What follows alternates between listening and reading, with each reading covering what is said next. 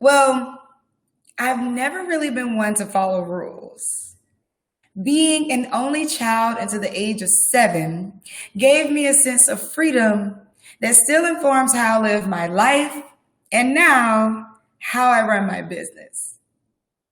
My mom worked first shift and my dad worked third shift.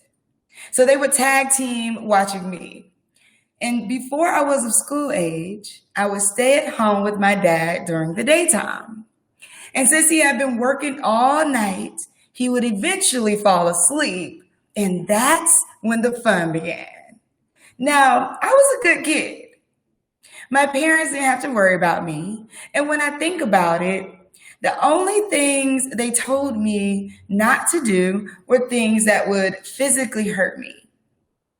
Other than that, I had free reign to walk, talk, play, laugh, sing, dance, and imagine.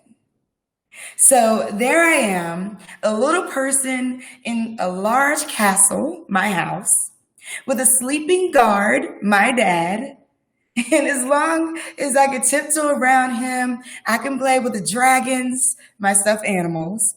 I could ride the unicorns, my electric hobby horse, and peep out of the tall castle windows at the moat to watch Mr. Duck chase Mrs. Duck around the castle. Now, decades later, I'm still very much that free-thinking little optimist who sees the world as my big castle. To create a world, all I needed was a certainty that I could be safe and play freely. I have found that the same holds true for companies and corporate culture.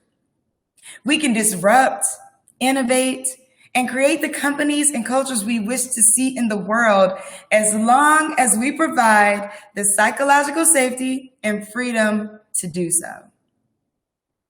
At Black Girl Ventures, I've been able to lay that foundation by creating a workplace without walls, incorporating fun, F-U-N, which is a fundamental understanding of nuance, and building in the blind spots.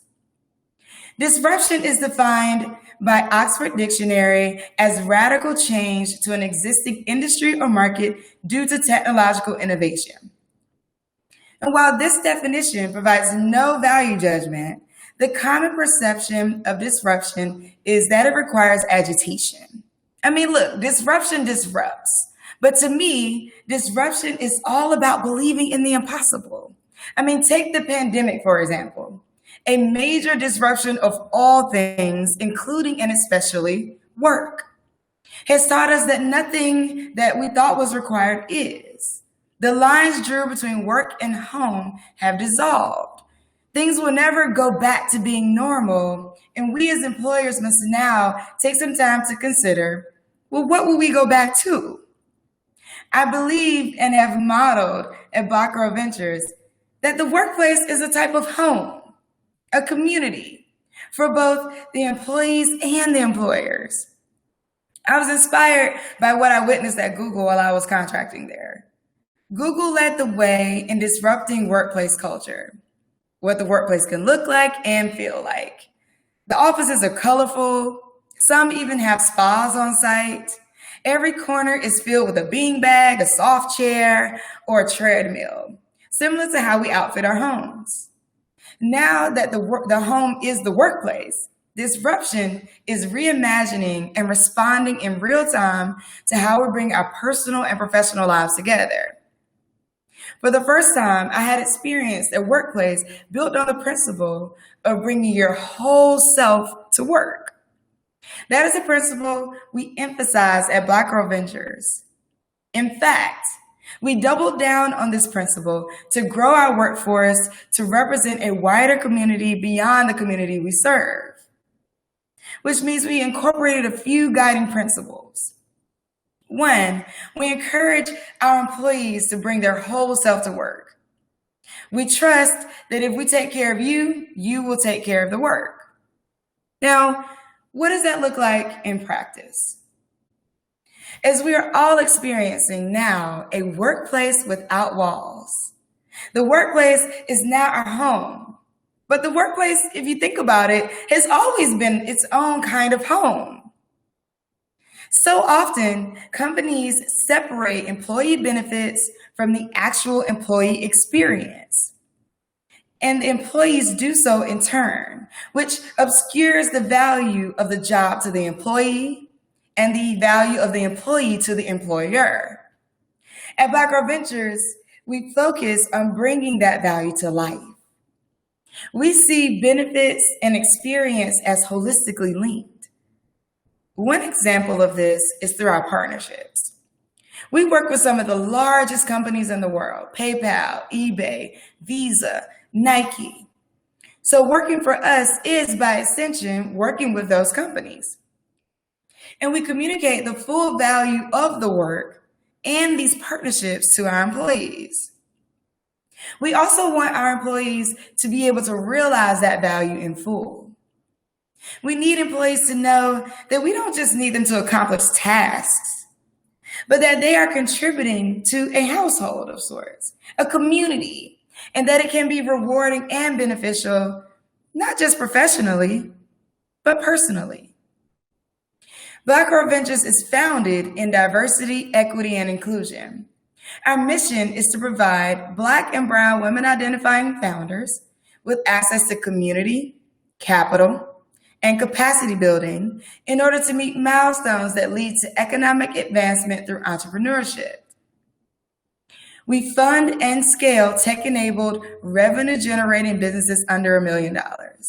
We ignite civic engagement and hyperlocal infrastructure at the intersection of business support services, supplier diversity, social and financial capital. Black Girl Ventures began by supporting Black and Brown women entrepreneurs through our crowd-funded pitch competition program, modeled after the historic African-American rent party tradition. The first pitch competition featured an audience of Black women donors voting for Black women founders. Now, in the beginning, the Black Girl Ventures team was composed entirely of Black women. Our audience was also composed entirely of Black women. And we realized that we were actually on track to create a silo which was counterintuitive for the kind of economic development we wanted to see in our communities. Similarly, the world of venture capital, mainly comprised of white men investing 98% of VC funding into other white men, is also counterintuitive to increasing jobs in America. And this is where the fun comes in. FUN, fundamental understanding of nuance. We had to make the decision to consciously diversify because we wanted a broader set of experiences in order to disrupt our own way of doing things. We pursued diversity across a variety of fronts. We hired more people of color. We hired creatives. We sought out and cultivated those with high emotional intelligence who didn't have traditional professional backgrounds. I have found that when assessing and addressing cultural nuance, assessing avenues for leaders to be creative is key. Creative people access their imaginations to identify opportunities and redefine what's possible. Being a creative myself has helped me appreciate the value in that mindset and apply it to hiring and workforce development. Black Girl Ventures also has a wheel and spoke structure grounded in local empowerment. Soon, there will be Black Girl Ventures communities in 7 cities across the country. And we call our fellows change agents. We chose that title because our goal is to catalyze local. Scale is not the only path to growth, nor is it the only metric, and it often leaves out voices that matter. I found that growth is most sustainable by building teams and empowering leaders on the ground across multiple ecosystems, and then bringing those diverse ecosystems together. If you want to empower and energize leadership and innovation, you must use appropriate language to realize those goals. Hence the title, Change Agents. Our goal with the Black Girl Ventures Fellowship is to change the world, And you cannot change the world without starting local. So, to be culturally responsible, you must put people first, then scale. Realize that being smart is no longer an individual matter. Having a smarter workforce is now the mark of success. Including diverse perspectives at the table improves your ability to compete. And in today's society where everything is tech-enabled, you are either innovating or hesitating. And when you hesitate, the company with the most diverse perspectives at the table will innovate in your blind spots. When I was a teacher at T.C. Williams High School, the school made famous by the film Remember the Titans, I found that race relations were just as fraught in 2010 as they were when the school was integrated in 1971. When I taught there was an administrator who was laser focused on improving race relations. However, she alienated people across the school through her approach.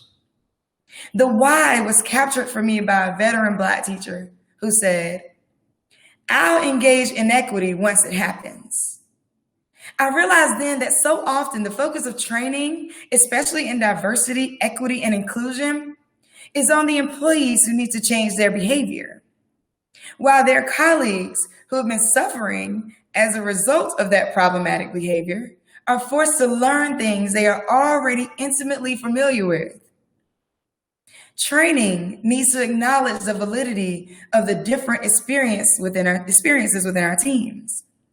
And this is one way in which you relieve marginalized employees of the responsibility of being educators and representatives of their race, genders, their sexual orientation, their neurotype, and their ability. The view of leadership is obstructed by the company tactics to make broad statements to appease the themes of change. The view of employees is obstructed by the illusion of executives handling their challenges by shifting middle management only. Imagine a world where CEOs attend annual company-wide trainings alongside employees at every level of the company. And they were just as beholden and responsive to feedback as they expect their employees to be. I strongly believe that executives, managers, and employees need to go through facilitated training together. Executives are often the ones missing from this equation, even though they are setting the tone from the top down. In addition to training, employees must be empowered and protected to provide feedback to their managers and executives. And it's not enough to just say we have an open door policy and all feedback is welcome. Start by establishing psychological safety in the workplace and commit to the culture that you set. In a study by Harvard Business Review, they found that the highest performing teams have one thing in common.